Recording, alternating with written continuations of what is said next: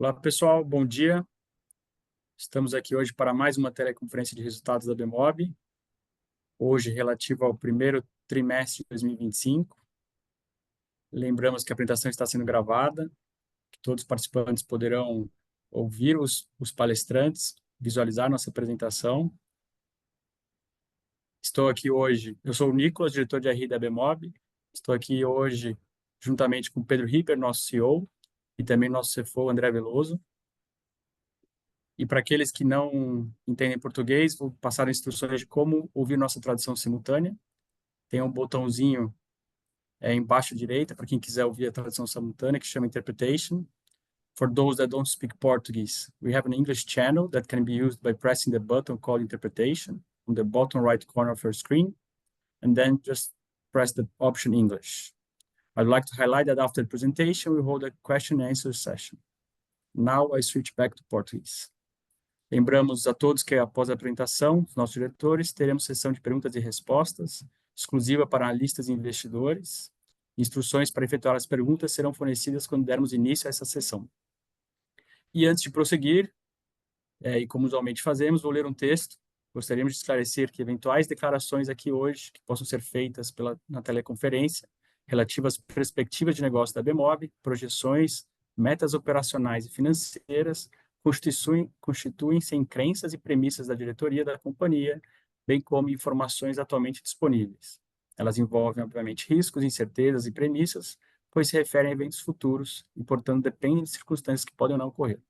Investidores devem compreender que condições econômicas gerais da indústria e outros fatores operacionais podem afetar o desempenho futuro da Bemob e conduzir a resultados que diferem materialmente daqueles expressos em tais considerações. Bom, lido o texto, passo agora a palavra ao Pedro. Por favor, Pedro, vai dar início à apresentação. Bom dia. Bom dia, obrigado, Nicolas. Bem, bom dia a todos. Bom estar aqui novamente para agora falar dos nossos resultados do início do ano, do primeiro trimestre de 2025. Como de costume, começando com uma visão macro, do ponto de vista geográfico e um pouco de evolução de clientes.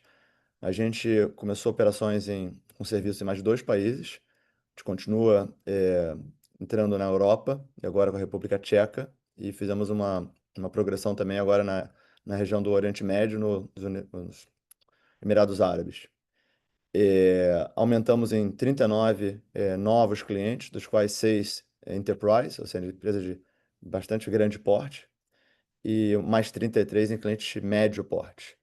Continuamos focado na indústria de serviço e tentando buscar ser o principal parceiro de pagamentos das maiores empresas de serviço recorrente do Brasil. Hoje, a gente está entre 11 das top 15, e se a gente for olhar apenas empresas privadas, na verdade, até 12 das top 15.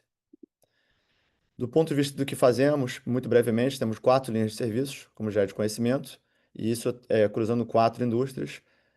Trabalhamos com serviços digitais, microfinanças e uma combinação de SaaS com pagamentos. Isso cruzando na verdade, 4 indústrias: telecom, utilities, education e o mercado financeiro, muito especificamente para a oferta de microcrédito. E como a gente já vem destacado, o foco da empresa gradualmente tem sido mais nessa combinação de SaaS e pagamentos.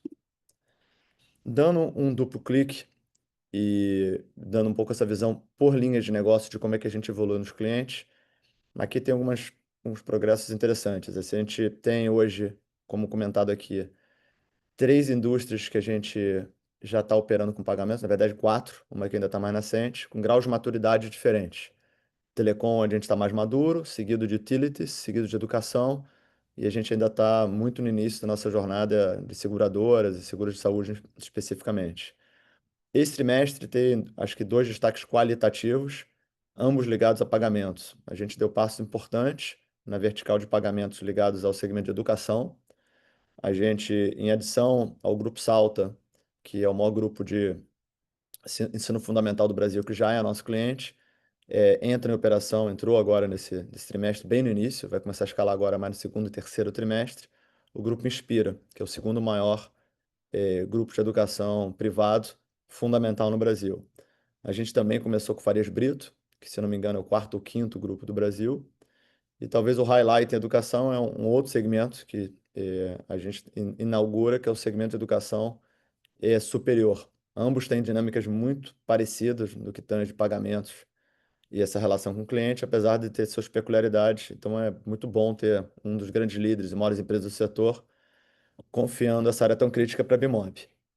O outro destaque, ainda em pagamentos, é uma tese que a gente tinha há algum tempo trabalhando, se o modelo de atuação que a gente tem no Brasil, até que ponto ele tinha peculiaridades que só se aplicariam ao Brasil, seja por temas comportamentais ou pelo arranjo de pagamentos aqui do Brasil.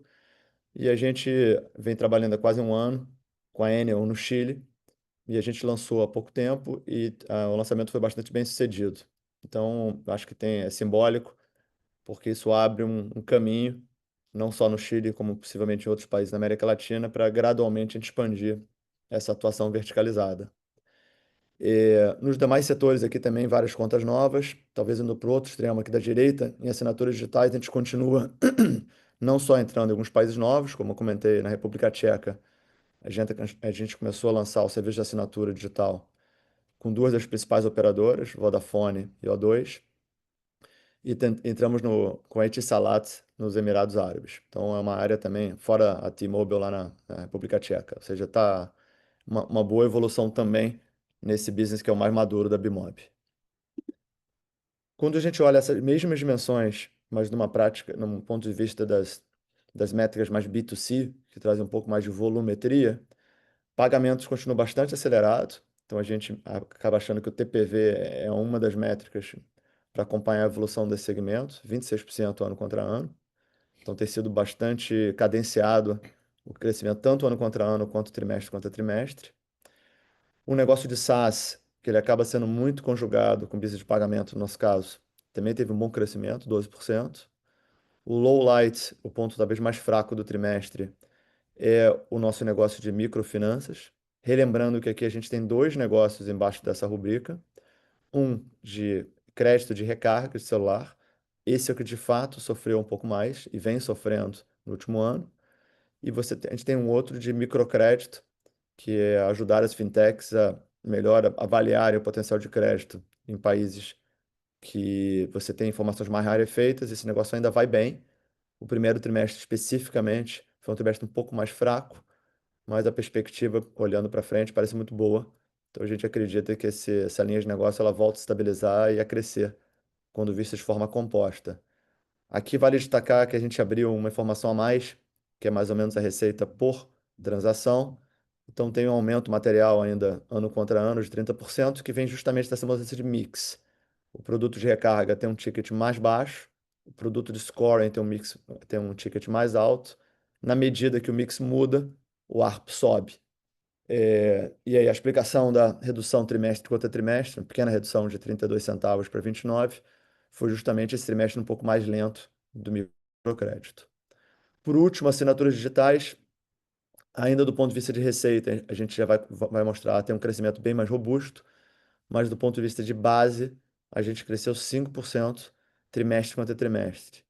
Parte disso, essa descasamento entre receita e volumetria, é que tem um pouco de aumento de ticket médio, em parte pela também mudança de mix. A gente começou a trabalhar em alguns países mais pós-pago, diferente da tradição da Bimob, que é muito no mercado pré-pago. Isso puxa um pouco o ticket para cima e ajudou a fazer com que a receita tenha crescido mais do que tem sido o comportamento da base de assinantes.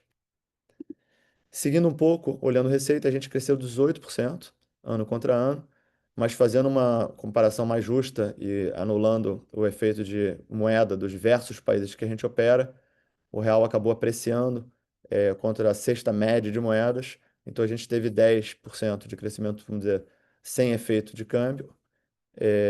Na verdade, um pouco mais, e o efeito combinado dos dois foi 18%.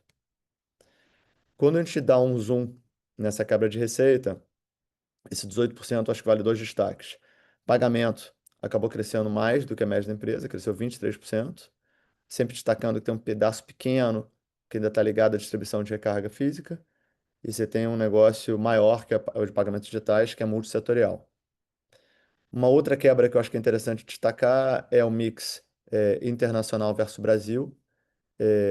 O Brasil, apesar da vantagem cambial, ele acaba crescendo mais do que a área internacional, e Na verdade, desculpa, ao contrário, e você acabou, o Brasil ficando com um pouquinho abaixo de 60% do nosso total de receita, e a área internacional ganhou 41%.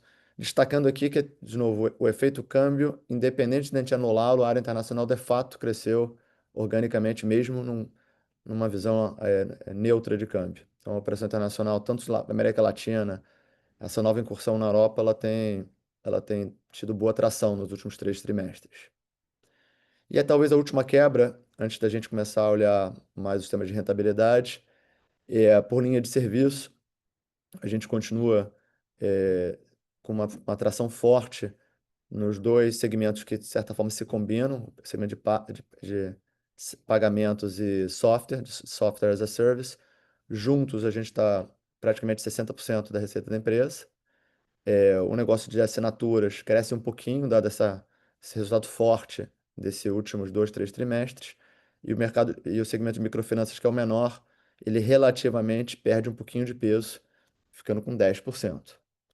Eu vou passar agora a palavra aqui para o nosso CFO, André Veloso, que vai entrar um pouco mais nos elementos de rentabilidade, caixa, etc. André, me dá um segundo só para fazer um mute aqui, André. Então vamos lá. Agora foi que deu.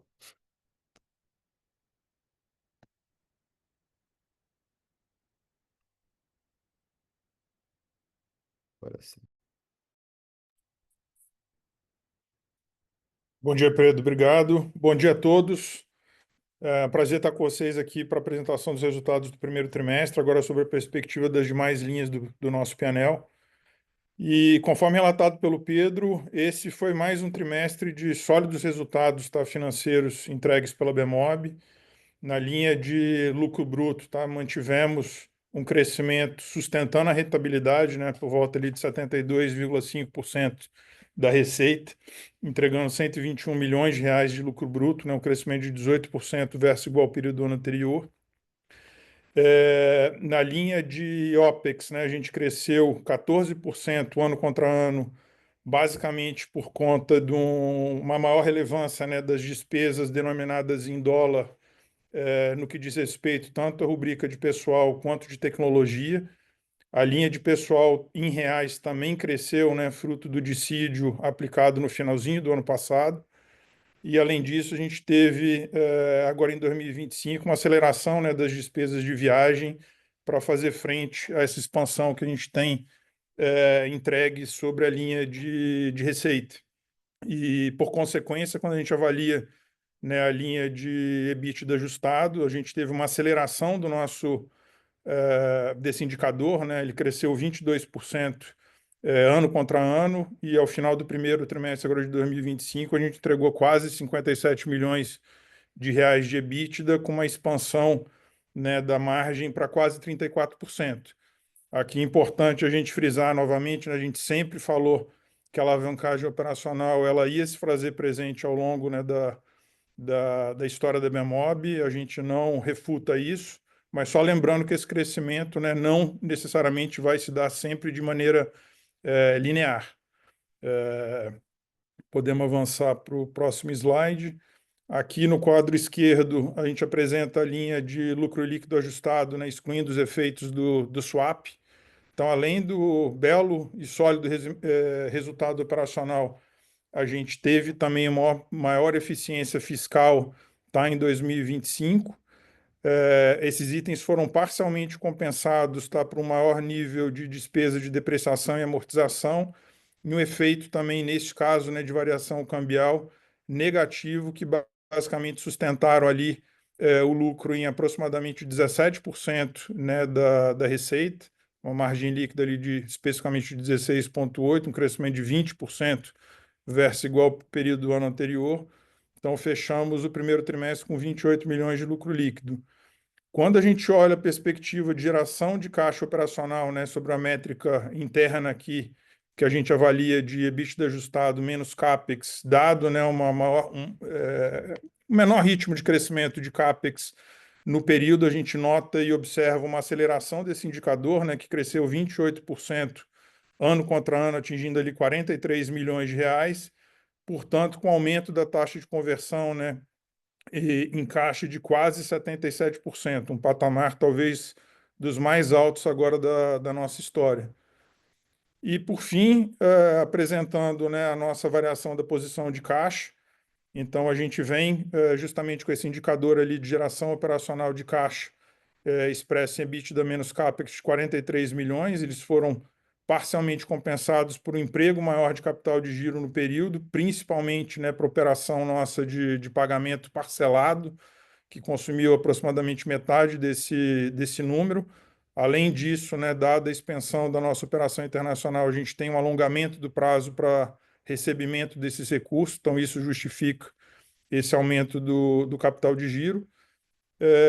E na sequência, maior resultado, né, financeiro ali de 12 milhões, compensados por um aumento de tributos de 12. E importante salientar, né, que ao longo do primeiro trimestre de 2025, a gente teve quase 83 milhões de caixa saindo da companhia, mas não de maneira recorrente. Mais representativo deles, né, foi o dividendo que a gente aprovou no finalzinho do ano passado e pago no início ali de janeiro, de 51 milhões de reais, associados também à recompra de ações de 23 milhões ali, que esses dois números quase que representam todo o saldo. Dentro ali da última rubrica de outros, grande justificativa para esse número é uma diminuição, né, da nossa posição de caixa em dólar, dado um fortalecimento do real entre 2025 e final de 2024. Por fim, vale só a gente mais uma vez frisar, né? A gente tem dado prosseguimento a essa nova política de dividendos, então aprovamos na Assembleia do final de abril, né, a aprovação de dividendos ali de 58 milhões de reais, que não estão expressos nesse número, né, e vão compor o resultado do segundo trimestre, mas a gente continua focado e bem engajado em operações de M&A. Esperamos trazer novidades em breve para vocês. Com isso, eu passo a palavra novamente ao Pedro. Mais uma vez, obrigado a todos pela participação aqui na nossa call de resultados.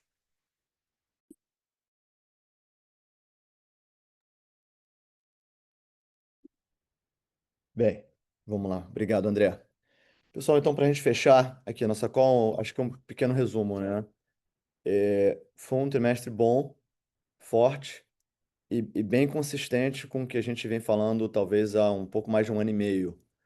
A gente teve, talvez voltando em 2023, um resultado um pouco poluído. A gente fez uma tentativa de isolar efeitos externos e, de certa forma, na medida que esses efeitos eles dissiparam, fica talvez o underlying, né, o business puro, mais visível. Então, a gente já tem mais um trimestre que a gente está numa velocidade maior vis-à-vis os anos anteriores. A gente acredita que essa deveria ser, na média, a velocidade nova da Bimop, às vezes um pouco para cima, às vezes um pouco para baixo. Pagamentos e assinaturas digitais, que a gente uma vez já tinha chamado de assinaturas digitais de um negócio maduro, se mostrou um negócio ainda bastante resiliente. A gente não acha que a médio e longo prazo essa é a batida de crescimento desse negócio, a gente acha que é mais baixo. Por outro lado, pagamentos, a gente acha que ele pode ter potencial de ainda crescer mais rápido.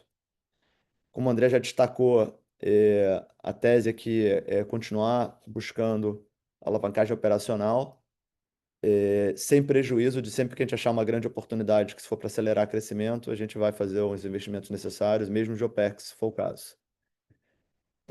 Pagamentos, fora o lado quantitativo, como eu comentei, é bom ver clientes muito grandes e líderes nos seus segmentos, de certa forma, chancelando um pouco essa nossa abordagem de pagamentos verticais. Não era uma aposta óbvia há 3, 4 anos atrás, que a gente conseguiria trocar, talvez, grandes adquirentes por uma solução mais especializada. E na medida que a gente vai colecionando esses logos de empresas de grande porte, essa hipótese vai se tornando mais concreta e vai ganhando tração. Do ponto de vista de geração de caixa, foi um trimestre bem bom. E isso, de certa forma, reforça, talvez, o último ponto aqui que o André acabou de destacar, né? A gente acha aqui que é possível ser ambidestro, no sentido de continuar com payout de dividendos bom. A gente, como o André comentou, né, a gente tem um guidance de 200 milhões de dividendos, dos quais os primeiros 50 desses 200 Foram pagos agora, literalmente nessa semana, aliás, semana passada, se não me engano. E, ao mesmo tempo, isso ainda nos permite, de maneira obviamente muito cirúrgica e calculada, continuar fazendo aquisições que sejam muito complementares e que acelerem um pouco desse ciclo virtuoso. Então, esse plano não muda, mas talvez mais balanceado entre dividendos e talvez uma medida menor nos buybacks para preservar um pouco a liquidez da nossa ação. Dito isso, Nicolas, eu passo de volta para você explicar um pouquinho a dinâmica de Q&A e a gente poder responder eventuais perguntas. Boa, obrigado, Pedro. Bom, para fazer perguntas, temos duas opções. A primeira opção é levantar a mão e a gente abre o microfone e faz a pergunta ao vivo, ou então enviar a pergunta via o chat. Tá bom? Temos já uma pergunta aqui do Bernardo Último, da XP. Eu vou abrir o microfone do Bernardo. Bernardo, bom dia. Bom dia, Pedro, André, Stricker, Nicolas, time Bemob. Obrigado pelo espaço, parabéns pelos resultados. Eu tenho duas perguntas. A primeira sobre o setor de pagamentos. Saiu uma matéria ontem no Brasil Journal, dando bastante destaque para a internacionalização das soluções de pagamento da Bemob. Vocês continuam escalando bem esse negócio aqui no Brasil, mas seria legal entender o tamanho dessa oportunidade, o foco que vocês estão dando nessas iniciativas internacionais, qual a estrutura que vocês estão montando para capturar essas oportunidades e a velocidade de crescimento que podemos esperar. A segunda, sobre o segmento de microfinanças, como o Pedro colocou, né, talvez tenha sido aí o low light, né, no TRI. Então, seria bom recapitular um pouco o potencial que vocês ainda enxergam nesse segmento, se existe expectativa de acelerar o crescimento para aquele patamar de 2 dígitos, quais são as perspectivas para esse segmento? Obrigado. Perfeito, Bernardo. Ótimo estar contigo aqui de novo e obrigado pelas perguntas. Vamos lá, em relação à primeira, eu acho que só vale um pouco frisar que o modelo de globalização ou de internacionalização do nosso serviço digital e de pagamento eles são muito diferentes.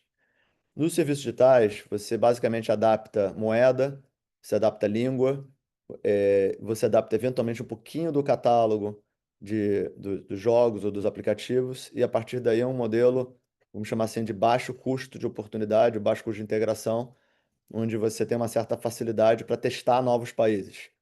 E não é à toa que você vê que a gente tem recorrentemente entrado em novos países. Quando a gente fala de pagamentos, é uma realidade bem diferente. Você tem todo um ecossistema que às vezes é materialmente diferente, país a país, não só o tipo de pagamento, inclusive os players que tem que se integrar, e muitas vezes penetrações de meios de pagamento e até hábitos do consumidor. Então, acho que primeiro, assim, a primeira ressalva é, eu não acho que a gente não acredita que a gente vai fazer uma expansão internacional, vamos chamar de mar aberto, para 50, 60 países. Porém, parece que alguns países têm sim algumas semelhanças com as coisas que a gente sabe fazer bem. E aí estamos numa fase de testar um pouco essas fronteiras. A gente tem um projeto hoje pequeno, mas com potencial grande, de pagamentos para telco na Colômbia. É claro, a Colômbia já é nosso cliente, mas ainda é um projeto pequeno que a gente, entre nós, não acertou a mão, mas com bom potencial. A gente está com esse projeto no Chile, que eu acho que abre duas avenidas, pelo menos.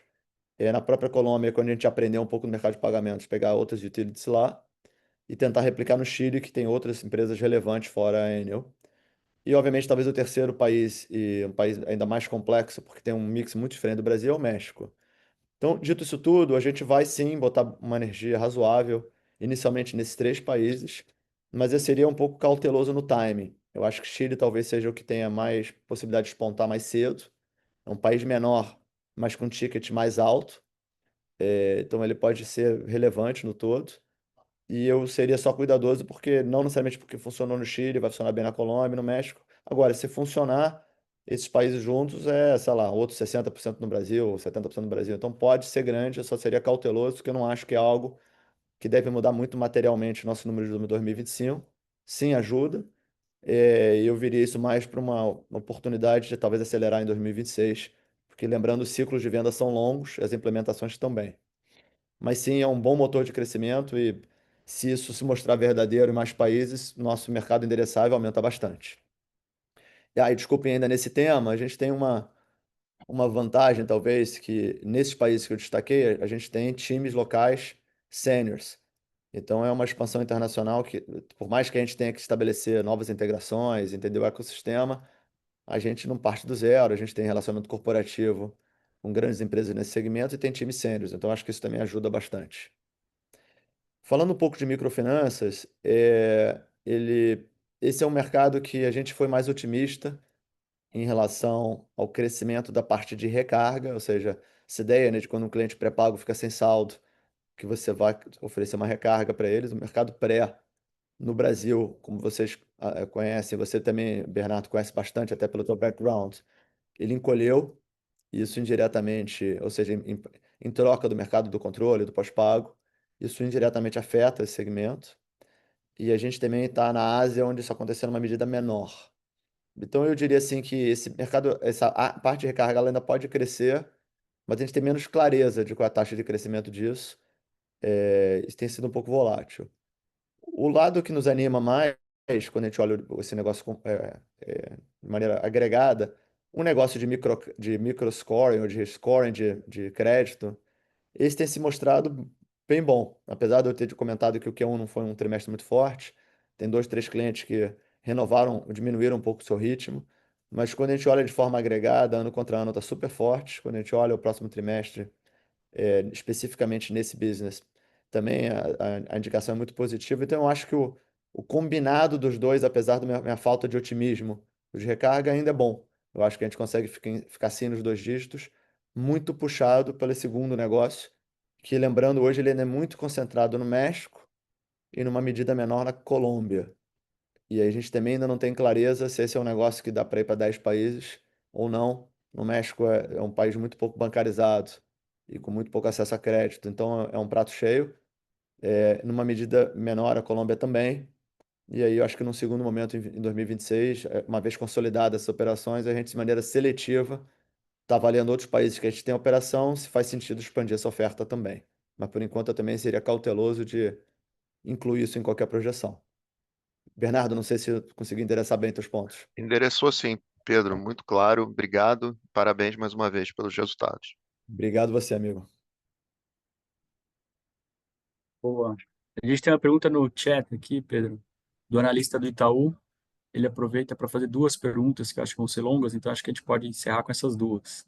A primeira é: pagamentos atingiu 37% de participação na receita, onde que a gente vê esse patamar chegando, até onde poderia subir. E a segunda é potencial de M&As, como tem evoluído propostas e pipeline. Tá. Bem, essa pergunta de percentual da receita, ela é sempre delicada, porque eu diria que a gente estaria mais alto em pagamentos, mas a área de assinaturas cresceu mais do que a gente imaginava. Então, é um problema bom, né? Pagamentos, apesar dele ter ganhado relevância no todo, e quando eu falo pagamento, sempre só para reforçar, eu olho muito pagamentos e o business de SaaS, né? De software, de maneira muito conjugada. É muito comum que os projetos que a gente faz, eles acabam tendo os dois componentes, parte do valor gerado eu capturo precificando em software, parte em pagamentos, mas a solução é uma. E aí, como eu comentei, as duas juntas estão quase em 70%. Na verdade, desculpa, em 60%.